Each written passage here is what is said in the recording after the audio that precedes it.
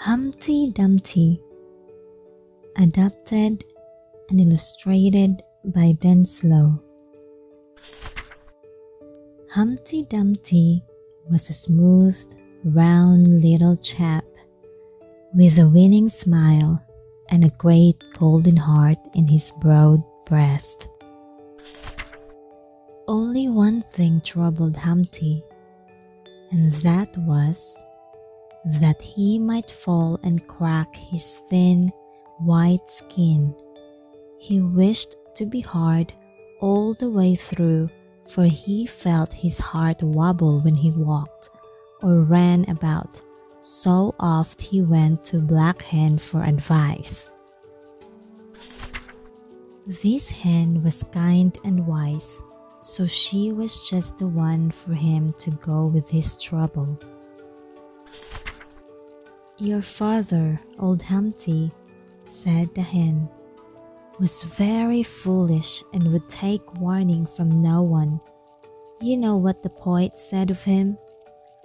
Humpty Dumpty sat on the wall. Humpty Dumpty had a great fall. All the king's horses and all the king's men cannot put Humpty Dumpty together again."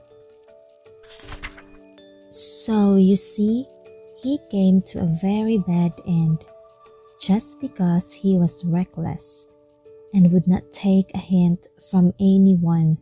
He was much worse than a scrambled egg. The king, his horses, and his men did all they could for him, but his case was hopeless. And the hen shook her head sadly. "What you must do," continued the hen, as she wiped a tear from her bright blue eye, "is to go to the farmer's wife next door and tell her to put you into a pot of boiling hot water. Your skin is so hard and smooth, it will not hurt you, and when you come out, you may do as you wish. Nothing can break you. You can tumble about to your heart's content, and you will not break nor even dent yourself." So Humpty rolled in next door and told the farmer's wife that he wanted to be put into boiling hot water, as he was too brittle to be of any use to himself or to anyone else. "Indeed you shall," said the farmer's wife. "What is more, I shall wrap you up in a piece of spotted calico, so that you will have a nice colored dress. You will come out looking as bright as an Easter egg." So she tied him up in a gay new rag and dropped him into the copper kettle of boiling water that was on the hearth. It was pretty hot for Humpty at first, but he soon got used to it and was happy, for he felt himself getting harder every minute.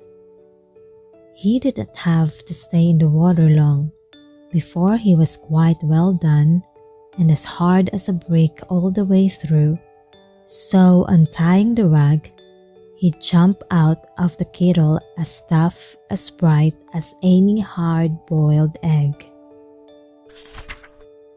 The calico had marked him from head to foot with big, bright, red spots. He was as gaudy as a circus clown and as nimble and merry as one. The farmer's wife shook with laughter to see the pranks of the little fellow, for he frolicked and frisked about from table to chair and mantelpiece.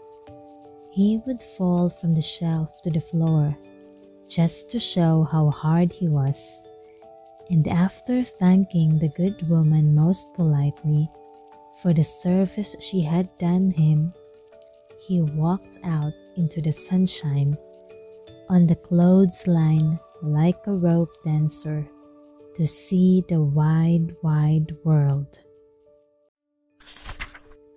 Of the travels of Humpty Dumpty much could be said. He went east, west, north, and south. He sailed the seas, he walked and rode on the land through all the countries of the earth, and all his life long he was happy and content. Sometimes as a clown in a circus, he would make fun for old and young.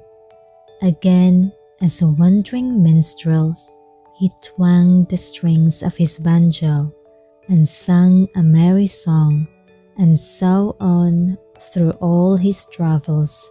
He would lighten the cares of others and make them forget their sorrows and fill every heart with joy.